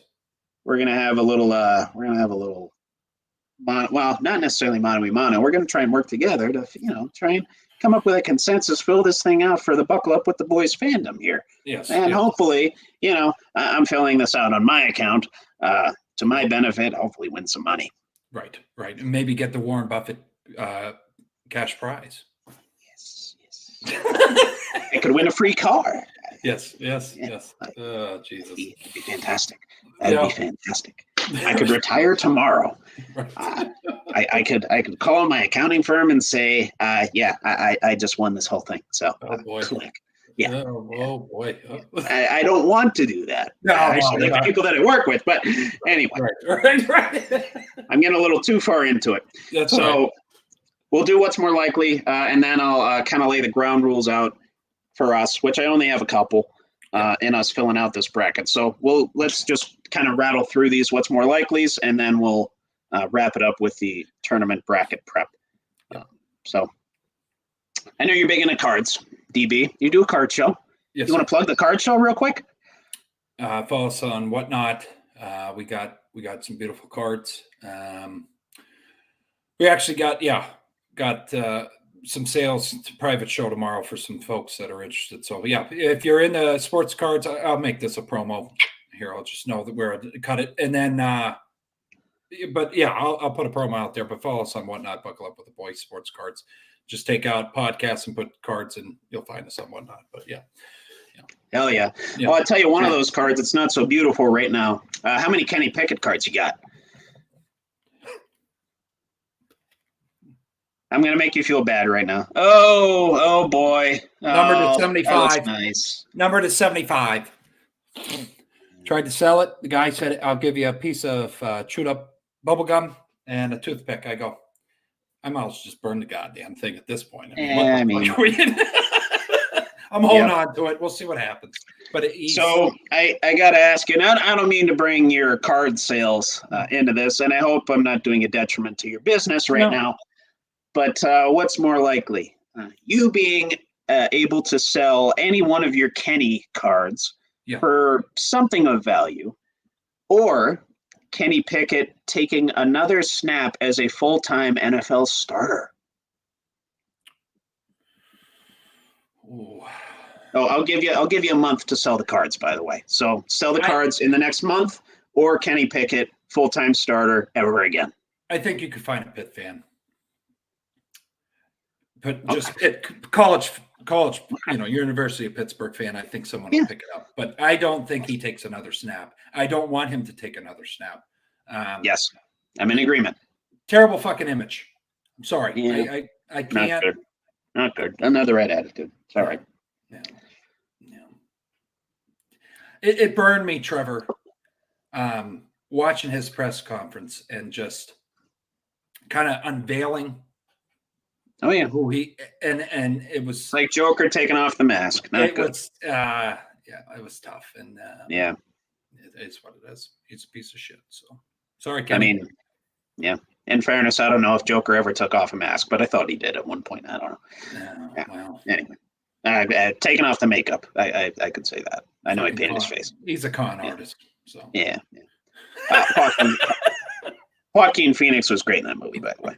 Yes, he was. Yes, he was. Fantastic. Absolutely fantastic. Yeah. Anyway, so Mike Williams, signing with the Jets, has a bit of an injury history, a bit unreliable in staying on the field, but when he is on the field, arguably one of the best receivers and definitely one of the more productive per-game fantasy receivers in the game. Yep. So, is it more likely that Mike Williams makes it through the season unharmed, or, and here's a doozy for you, the Jets, with Rodgers back, with Breece Hall healthy for the full season, and like I said, with that defense, make the AFC title game?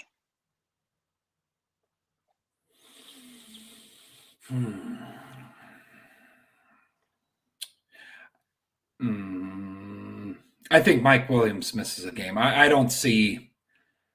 I don't see it. I don't see it. More likely that the Jets make the AFC title game. Ooh. I'm with you, though. I'm with you. It's dicey, but I'm with you. Against it's the like a 51-49. It's not beyond a reasonable doubt. I can assure you that. You heard it here first. Jets, Steelers, AFC Championship. Oh, that's not about that. That's a little bold. Okay. I'd say this. I say they make it, they lose, though. Yeah. No, that's fine. They just have to make it. They just have to make it. I'll say that's more likely, though. And I didn't give my pick for the previous one. I'm with you on the Cards, too. I don't think he's going to. I think you'll find a Pitt fan, but anyway. I don't think he's going to get overworked, though, because you got Garrett Wilson. He's kind of. Yeah, that's what I mean. Like he was wide receiver 2 in LA, though. Well, so technically he was. Keenan Allen missed some time here and there in the last several seasons too. Right. So that's a good one, though. Damn. Yeah. Oh yeah. And that one was last minute. I'm like, you know what, Mike Williams, I got to integrate him somehow. That's a chippy one right there. Oh yeah. Okay. So you don't follow women's basketball that much, do you? I wish I did, but no. Yeah. Well, at least you know about Caitlin Clark. That's special. Yeah. Yep. Special talent. Yep. Of course, Iowa Hawkeyes, #1 seed, along with the other #1 seed, South Carolina, USC, and Texas in the women's game. Yeah. So I'll ask you, most likely #1 seed to win the women's tournament, and I will supposition this with Iowa or the field. Iowa or one of the 3 others. Again, the 3 others: South Carolina, Tennessee, or no, not Tennessee, South Carolina, USC, and Texas. I think the only team that's really, and I forget her name. God damn it. South Carolina's coach. Oh, I forget her name. Is it Bird? No. Maybe. I don't know. Okay. Sue Bird, but I don't think it is. Sorry for the folks out there. I want her to have the Cinderella story. Okay. You break the most points and get the championship. That would be pretty goddamn cool. She deserves it. I know some people have their opinion of her, but that's pretty cool. call me going chalk here, but I'm going to say Texas. Texas. I think they have the most complete team in the field. Okay. They have the right combination of, smothering people on defense and scoring plenty enough to win games and shooting consistently that I think eventually Iowa's going to make a run. There's no doubt about it. But their dependency on the three-point shot might catch up with them. Staley. Staley's the South Carolina. Yes. Mm-hmm. Mm-hmm. Yeah. Very good. Very good. Yeah. Good one, Drew Billy. Very good. Yeah. Very good. So on to the men's tournament. A lot of folks out there from the metrics that I've seen liking the 3 seeds. Last I checked, Kentucky was the 5th most picked to win the national championship. Of course, they're a 3 seed in the South. So I got to ask you, most likely 3 seed to win the men's tournament. You got Illinois in the East. You got Kentucky in the South. You got Baylor in the West and Creighton in the Midwest. Just going off of my bracket. Yeah, I'm with Kentucky. Kentucky? Yeah. I'm with you too. Yeah. I'm with you too. Yeah. I'm with you too. They haven't been the most consistent, but they've won big primetime games. Yeah. From what I've seen. So I will go with Kentucky as well. Not to spoil too much into but yes. I can't bet against Cal, Clarion alum there. It's very hard. No, absolutely not. Absolutely not. And if Nate Stice were on here, he would agree with us. They're so, they're like the goddamn Patriots back when Brady was there. You never really know. You never want to count them out. Mahomes era with the Chiefs. They're fucking there. And even if you don't like them, they're there. They are there. They're always there. They're always there. And they got Drake in the goddamn locker room every year. So I mean, come on. Oh yeah. Talking about Drizzy's up in the fucking bit, I heard the curse is turning around now. So is it Kentucky's time? Maybe. And as I said before, I'm high on the SEC this year. So we'll see. Yep. We'll see. But yeah, I'm with you with Kentucky. I actually have them winning in a couple of my brackets as well. Yep. So anyway. So, what's the upset that everyone loves, Drew Billy, around this time of year? Number 1 seeds, baby. No. I'm talking 12 over 5s, buddy.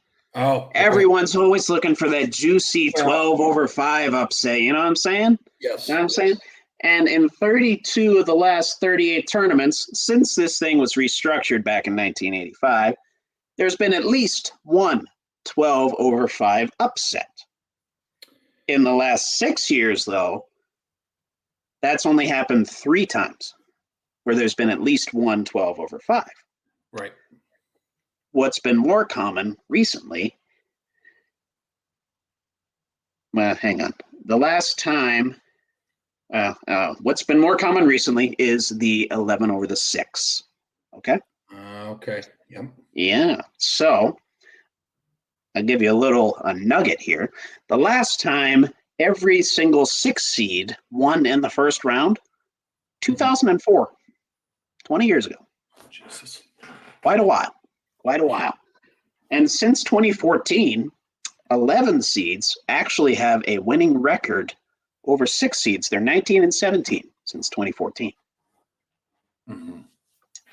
So I have to ask you, and I know I might have swayed you one way here, but I want to hear your juicy, juicy answer. Yep. What's more likely to be the more common upset in this year's bracket? 11 over the 6 or the 12 over the 5? See, just looking at mine, I think I have 2 of each. Or 1 of each. You have 2 of each. Well, pick one. Listen, it's the name of the game, bud. You don't have to adjust your bracket. This is, I'm thinking 12 over 5. Ooh. I do. I had a feeling you might say that. I do. And there's one team that I know is going to, I hope, goddamn that they do it, as Grand Canyon. Yeah, Grand Canyon. Mm-hmm. I was thinking JMU myself. Yes. There's JMU. Yeah. Yeah. Well. Yeah. Oh. Well, once I saw that one, also I've heard McNeese. I think they've won a program record amount of games this season. Yes. They're 30-3, something like that. Mm-hmm. Won their conference tournament. I forget what conference they play in, but I know they won their tournament. Yeah. Playing the Zags. Yeah. Mm. Yeah. I'm going to say the 11 over the 6, though. I'm going to go with the numbers. Okay. I'm going to go with the numbers. I got you. Yeah. And then one last quick one here before we dive into prepping our bracket, which if you're still with us at this hour and a half and you're still looking forward to our bracket, we thank you. Yes. So what's more likely? A team, a play-in team, i.e. a team that's playing in one of the games in these next couple of days. I believe there's 2 10-seed games and 2 16-seed games. Mm-hmm. A play-in team makes it to the Sweet 16, or multiple 13 and lower seeds win in the first round.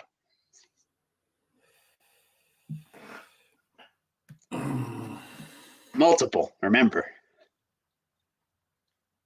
I think I'll go with the second half there. I'm with you. Yeah. I'm with you. I'll identify them as I see them when we're prepping the bracket, but I think there's multiple instances where a 13 could beat a 4 or a 14 could beat a 3. Yes. And we never know Duke. We never know with Duke. They're a 4 this year. So, no. I mean, I got burned one year. They were a 3 seed when I was in middle school, and they got beat by a friend who's shares a last name with this team, Mercer. So, yeah. Good man. Shout out to Jakey. Love you, Jakey. He's a good man. Yeah. Good man. Good man. Yeah. So I think we're both going with the latter half of that one. Yes. You ready to prep a bracket, Drew Billy? I'm itching. I have an itch. Yeah, I can't. I'm so excited. I can't even get the words out of my mouth. Christ. Anyway, gonna try something that's a little bit unprecedented, and buckle up with the boys. I'm gonna try and share my screen here so we can prep a bracket together. So to kind of preface this, though, and let me get to the right page on ESPN here so I can create another bracket. Here we go. To preface this here, any picks that we are dead set against that we cannot negotiate in this field, yes, we're flipping a coin. I have an online coin at the ready. It makes a nice little ding, and you can tell whether it's heads or tails because it's one of those that says heads and tails on the front and back. It doesn't have the George Washington head or the winged eagle on the back. It's pretty easy to decipher. I figured that would be a little bit more fair. Oh, there we go. There we go. You get to see more of my face. That's what everybody wants. I'm trying to make sure the screen doesn't get, but whatever you add. No, yeah. We'll adjust it. We'll adjust it when we go. Okay. And this is something I wanted to discuss with you before we get into it. Yes. Any 15 over 2 upsets or 16 over 1 upsets? Yes or no? 15 over 2. So it's and I don't want to go straight chalk the whole thing, obviously, but I don't. Those are exceptionally rare. I believe there's been only 8 15 over 2s and 2s 16 over 1s. Are we picking any of those this season? No, I don't have. I have no. No. Okay, I'm very cool with that. Yeah. And I will say this right now: if we pull a Shannon Sharp and we got all 4 number 1 seeds in there, and we're just going straight chalk the whole way, which if you saw, I don't know if anyone out there saw, Shannon Sharp win all number 1 seeds in the final 4s of his men's and women's brackets. That's why they pay Shannon Sharp the big bucks, and that's why we don't get paid at all. You gotta love it. Anyway. What the hell? Yeah, no, we don't have. I don't have that. No. Yeah, so let me try and share my screen with the viewers here. If I can share this window. Yes, let me know when this pops up here, Drew Billy, and then we can get it on the screen. Hell yes. Hell yes. I love it. So we said straight 1s over 16s and 2s over 15s. Looks good on camera too, Trevor. We look good on YouTube. Looks good on camera? Excellent, excellent. I thought I zoomed in enough, but anyway, just going straight through, picking the 2s over the 15s. Although St. Peter's a 15 again, just watch out. Yep. They're back. They're back as a 15 seed. So we'll see. We'll see. Also, I think I've no, you know what? Never mind. I'm not going to mention it because I'm going to misquote the stat. But if I find it after the fact, it had something to do with 16 over 1 seeds and like teams being named after innuendos. Okay. You know, like Yep. Oral Roberts, Fairleigh Dickinson, Right. Longwood playing Houston. But anyway, do you want to go by region here, Drew Billy? Just run through the regions and then we can do our final 4 last. I figure that might be quickest. Yes. All right. So let's get this underway. Buckle up with the boys. NCAA tournament bracket. Yep. Take 1. FAU Northwestern. Who do we got? FAU Northwestern. I know who I got. Who do you got? I have FAU. Sorry, FAU. San Diego State, UAB. San Diego State, UAB. I have San Diego State. Likewise, Auburn over Yale. You have that? Auburn. Yep. Okay. And I know this one might sting a little bit. I know who I have for this next one.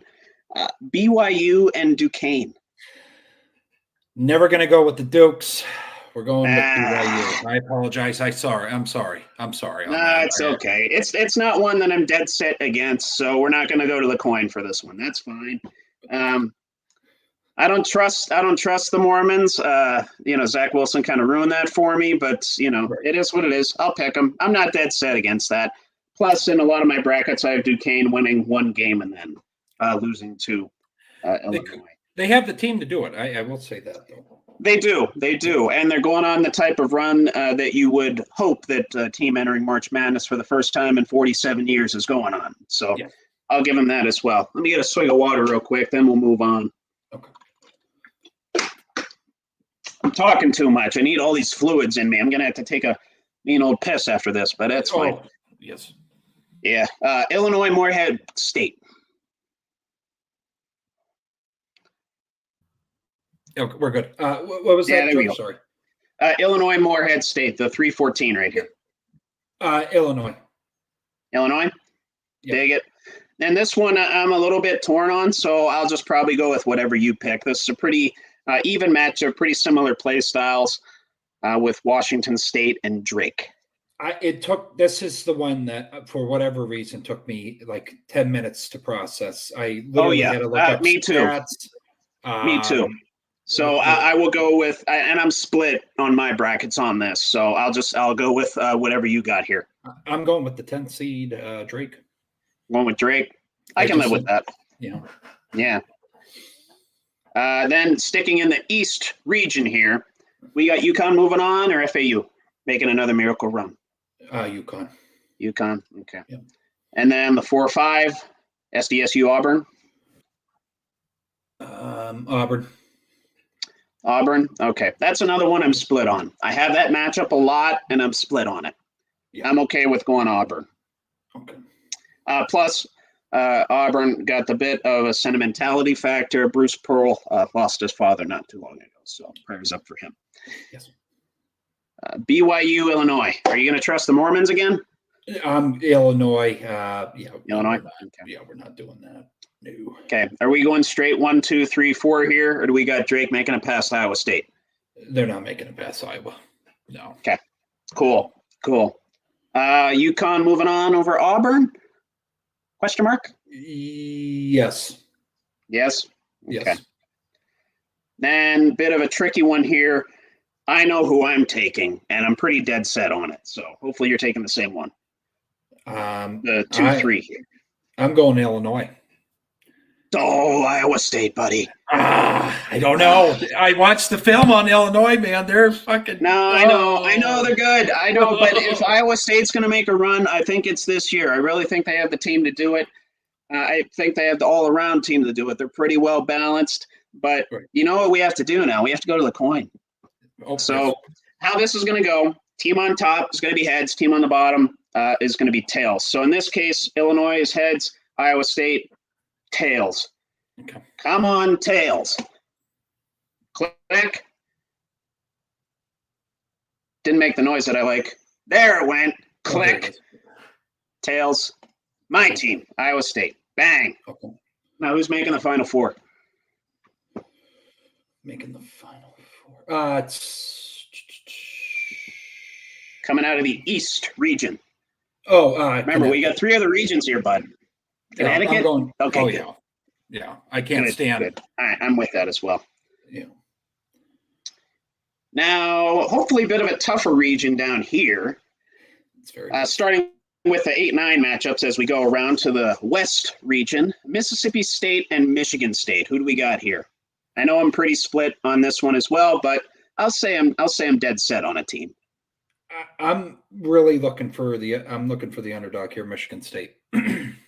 I'm with you. Michigan State. Yes. Oh boy. Hell yes. Their record does not reflect who they are. Correct. Plus, I read on here and I saw some game film on Mississippi State. They tend to turn the ball over in key moments. So, Yep. Give me Michigan State. Yep. All right. Now, the pick, the 12/5 that you mentioned you wanted. Yep. I did not pick this. Okay. So I think we're going to have to go to the coin. Are we We'll not? go to the coin. Yeah, We'll go to the coin. Okay. Yep. Again, team on top. St. Mary's is heads. Grand Canyon is tails. Let's go to this magical coin.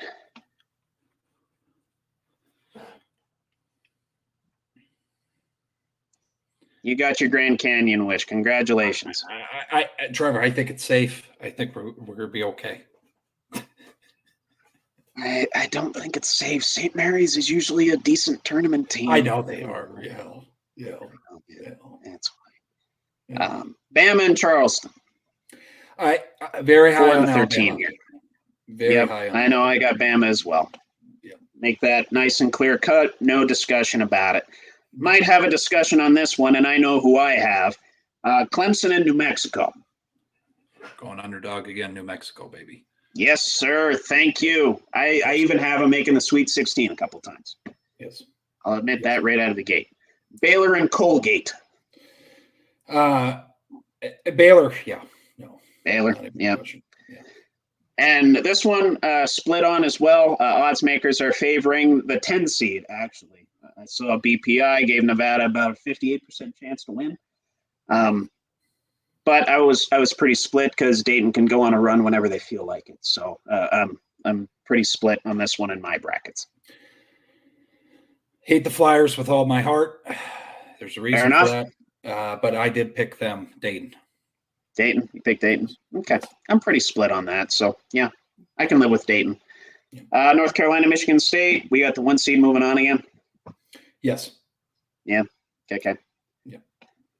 Do you have Grand Canyon making the Sweet 16? No, they lose to Okay, Bama. good. Okay. Yep. We're good. Yep. Now, here's where it gets tricky. Yep. How far do you have New Mexico going? New Mexico faces off against Dayton and they lose. No, they're playing Baylor, bud. Oh, sorry. Jesus. Round of 32, we're still in. Round of 32 in the West. So, New Mexico wins. Sweet 16 bound. Yes, Let's sir. go. Yes, sir. I love it. Dayton and Arizona. Dayton. Yeah, Dayton again. I fucking hate them, Trevor. As a Bonnie, I hate the Flyers. But give it to them. Dude, they're hot.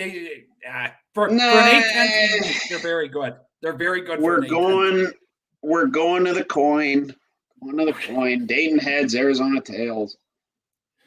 I think they can play with the big boys there from Arizona. Okay. I got what I wanted. Arizona. Okay. Fair enough. That landed on tails, by the way. Then, is this where North Carolina falls, you think? No, I have them in the Final Four. You have them in the Final Four. Okay. Yes, sir. Okay. Yes, sir. I'll roll with it. Okay. Yeah. Okay. Alabama, very good team, Trevor, but I was a little torn on that. I was going to go to the coin again, but I don't.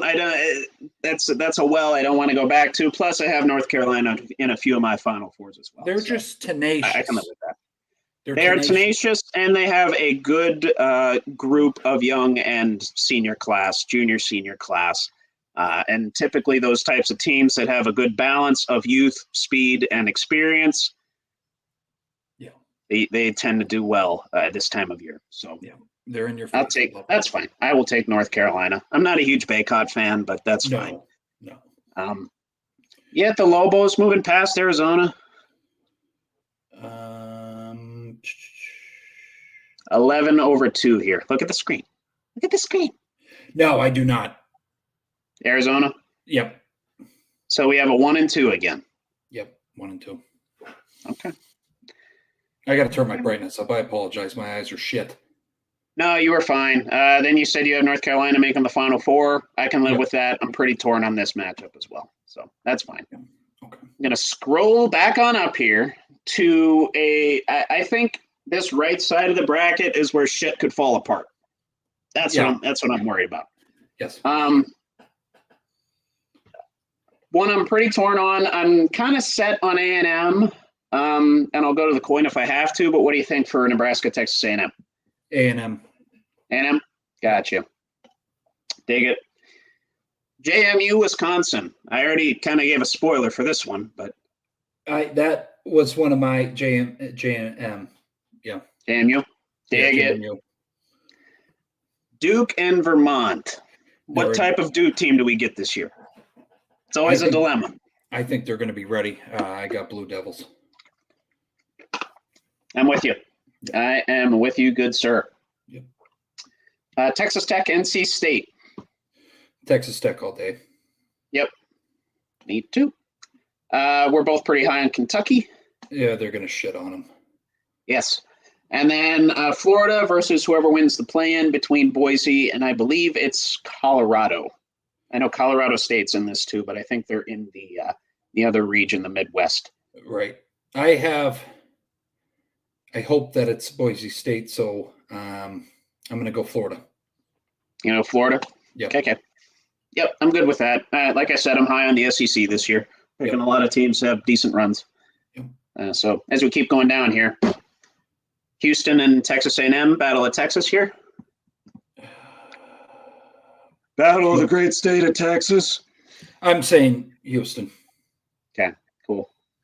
Good, me too. JMU, Duke.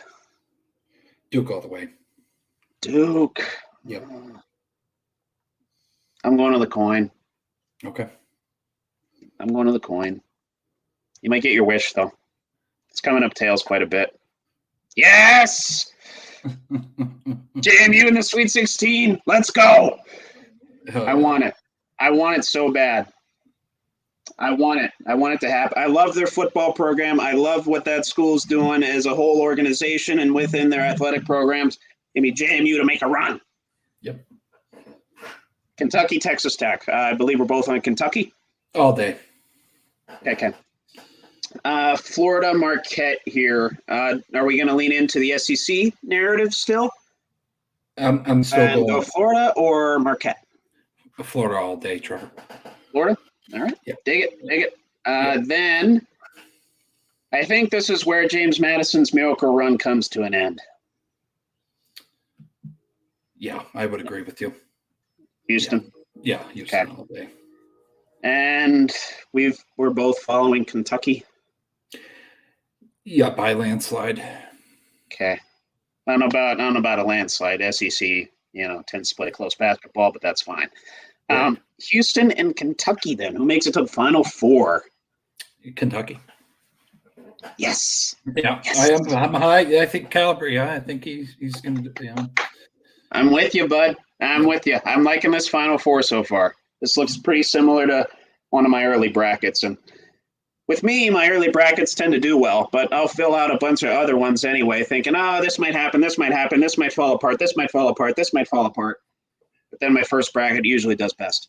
Right. So hopefully come April 6th in Glendale, Arizona, this is what 3/4 of the bracket is looking like. Now, in a region where I think shit could really fall apart because you got a lot of eligible candidates for an upset, and I'll get into them here in a second. Right. Midwest. This was my nightmare region this year to pick. I don't know about you. A lot of internal battles going on in my head, a lot of if-then scenarios going on, a lot of, well, this team could go on a run this year, but they have a bad tournament history, and a lot of that. A lot of that. By the way, if there is a candidate to lose 16-1, pick a team that's already done it, Purdue. Right. Anyway, on to the 8-9, Utah State, TCU. Again, I'm usually split down the middle on these, so I'm probably not going to oppose whatever you say. Going with the Horned Frogs, baby. Horned Frogs. Love it. All day. All day. And another matchup that I'm actually really looking forward to watching. This one's on Thursday at 7:30. I'm going to definitely be tuning in to this one. Yes. Gonzaga and McNeese. Gonzaga just has that personality, man. All day. Yes. Yeah. I can get down with that. I think one of two things happens to Gonzaga. And again, this is one of those teams where it's like, oh, they could go on a big run, but they could get beat by McNeese. Right. I think McNeese is a good enough pace and space team to hang with the Gonzaga Bulldogs. Right. But in this one, I'm okay with Gonzaga winning right out of the gate. Kansas and Samford. Kansas kind of limping into this tournament. Not coming in on a hot streak. We're going with Kansas. You going Kansas? Let's go Jayhawks. Yeah. Okay. They usually tend to tighten up around tournament time, and they usually make a pretty good run at it no matter what seed they are, and they're usually 1 through 4. So right. They're usually 1 through 3, but they're right outside of that this year. They're at the 4th spot. Mm-hmm. A team that made it in by virtue of winning their conference tournament, the last ever Pac-12 conference tournament, Oregon, facing off against South Carolina. And I know who I'm picking, and I'll go to the coin if I have to. Trevor, I'm going Oregon. Oh, I'm with you, bud. Yeah. Good. Yeah. Good. Yeah. I'm dead set on this next one. I hope you are too. Yep. Creighton and Akron. Creighton all day. Okay. Good. Yep. Good, Drew Billy. Good, Drew Billy. Yep. Texas and Virginia or Colorado State. If Texas is playing Colorado State, I'm going to have Colorado State.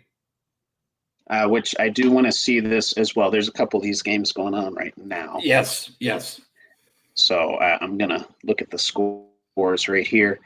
So Wagner beat Howard, and Colorado State is winning against Virginia 18-14 with 7 minutes left in the first. Just a heads up on that. Okay. If you picked Howard and your bracket's eligible for the first 4 play-in games, sorry about your luck. Pretty sure I picked Howard in a couple of contests where that was eligible, but it is what it is.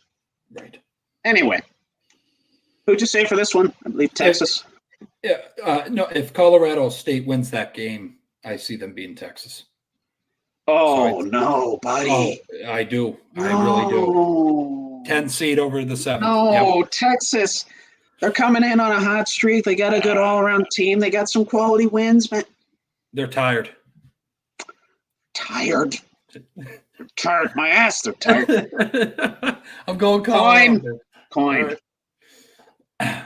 If this lands on tails, I'm going to lose my shit.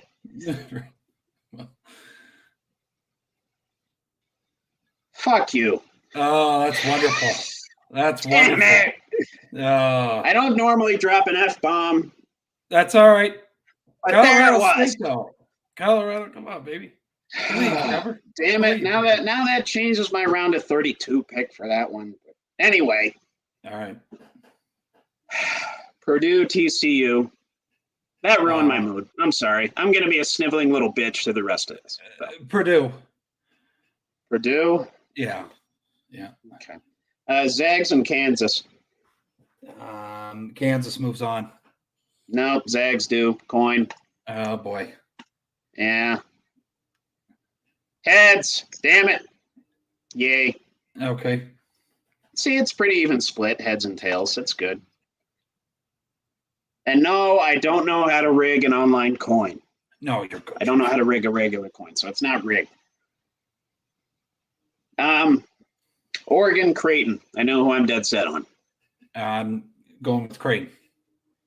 Yes, me too. Okay, see, see, Very good. Very good. The door to the love train is open, Trevor. You're coming back around. Coming back Choo around. choo, That's good. motherfucker. Yeah. Yeah, choo choo, choo choo. All right. And provided that Colorado State beats UVA, Colorado State, Tennessee. Really, whoever's in that, I have Tennessee either way. Tennessee. Okay. Yeah. See, if I won the Texas battle, I was going to go coin on this one too, because I don't like Tennessee's depth. Right. I think they're a candidate for an early exit. But since they're playing the 10 seed in this version of the bracket, Tennessee. Yep. Okay. Purdue and the Zags. Yeah, because that got. Excuse me. Okay, because we have the Zags now instead of. Shit. Well, yeah, I still have Purdue. I do not. Okay. I think this is where they make an exit. Okay. But okay. So Purdue is heads, Gonzaga is tails. I know I haven't been saying that these last few times. That's all right. But no. Come on, baby. Yes. Gonzaga. Okay, so I gotta. Bang. And then I'm dead set on my pick here. Who are you picking? Tennessee again. Oh, Creighton. Okay. We got to go to. I told you this is the region that's going to fall apart, and I figured that this was coming. That we disagree on a lot of this stuff. But yeah. Anyway, that's right. Creighton heads, Tennessee tails. Fittingly. Tennessee, man, I really think they're going to be a candidate for an early exit, which makes me think that I'm going to use reverse psychology and they're just going to go to the fucking Final Four and rip it off. I dropped another F-bomb again. But anyway, so what did I say? Creighton was heads, Tennessee was tails.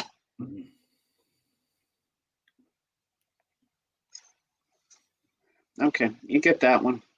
Okay, Tennessee. Okay, so we got Tennessee in the. I was going to the Final Four. Tennessee. No. Okay. I knew we were going to disagree throughout this whole section. That's the beauty of it. I knew we were going to do this. But anyway, Gonzaga heads, Tennessee tails. It ends up Tennessee again. Oh, Jesus. Sorry, Trevor. So now, here's our Final Four, ladies and gentlemen. UConn, North Carolina on the left, and then on the right, Kentucky and Tennessee. Do we want to start with the obvious one first? What I think is the obvious one for us? Yeah, Connecticut all day. Oh, Connecticut? Okay. I was going to start on the right with Kentucky, Tennessee, because I think we're actually going to be in agreement with that one, finally.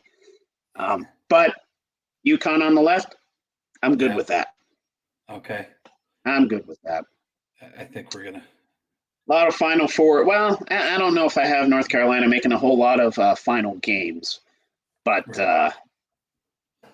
yeah, I know I have them making a good amount of Final Fours. And I usually have, if I have this matchup, I have UConn. I think I have this matchup maybe 3 or 4 times. I think I have UConn in all of them. So keep in mind 3 or 4 out of like 10 brackets. Right. Anyway, Kentucky, Tennessee. This is where I jump off the horse, my friend, Tennessee. Oh, God. You are... This Tennessee is the bane of my existence. I think they're going to figure it out. I promise. They're going to figure it out playing 7 men the whole time.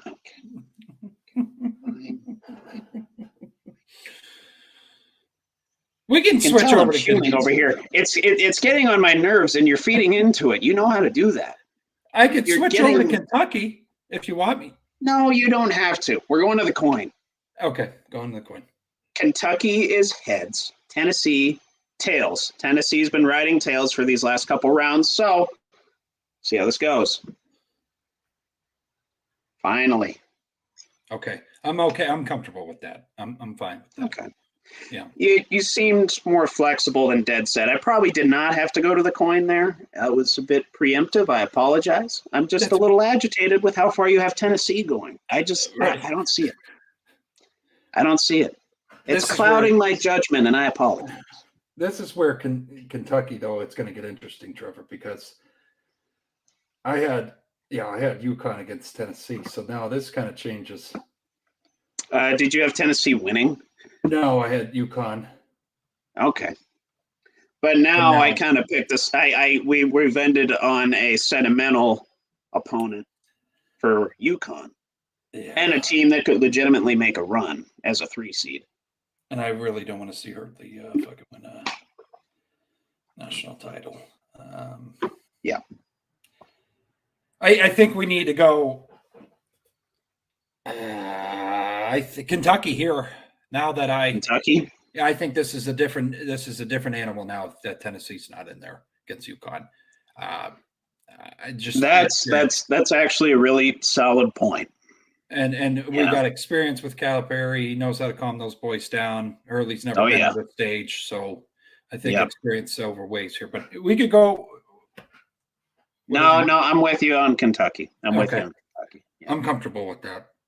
Yeah. Okay. But I think it's going to be a hell of a goddamn game. I'm hoping so. Either way it goes, I think we're going to see some shit. Do we want to take a shot at a tiebreaker here? How many total points? Yeah, total between the two teams. And I got the points per game and opponent points per game right up on the screen there. Hopefully the viewers can see that. Points per game. And if you can't, UConn scores 81.5 per game, Kentucky 89.4. Okay. And then on defense, UConn allows 64.5 per game. Kentucky allows 79.7.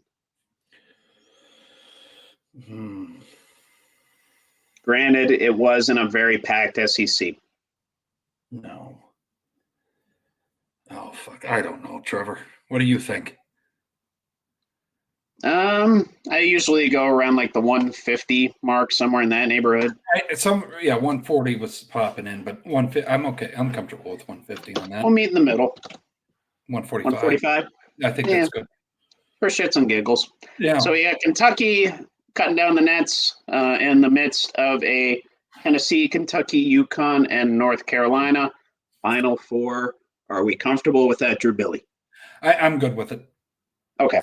I know you wanted Tennessee to make it all the way, and they were riding the tails luck for a little bit.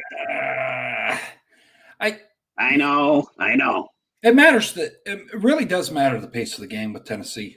I mean, absolutely it does. Absolutely. But you got Kentucky there too, another relatively fast-paced team. So right. So it's tough to handicap. And I think they have more depth in that regard. Yeah. But I think it's going to be a good fucking tournament either way, Trevor. Oh yeah, it's going to be fun, and I'm not looking forward to see how much red is going to be on this bracket come when we revisit our viewers next week. But it is what it is. It's the nature of the beast. You play to lose in March Madness sometimes, and and those that lose the least win money. So let's lose the least. Let's lose the least. Let's lose the least. I'll submit this. All right. And the nice little Chiron's going to come up. We got Kentucky cutting down the nets. Hooray! Which, funny enough, I have Kentucky in another ESPN bracket here. I think they're good. But yeah, we are good to go, good sir. I can stop sharing my screen, and I think we're all good to go. I think you can take us out. Hell of a show, very informative for everybody out there. Yes, if you are to this point, if you're watching here or you want to just get a feel good, see myself and Trevor lay into an individual, go to the beginning of the episode here about Kenny. But we spend about 20 minutes on Kenny Pickett, yes, if not more than that. So yeah.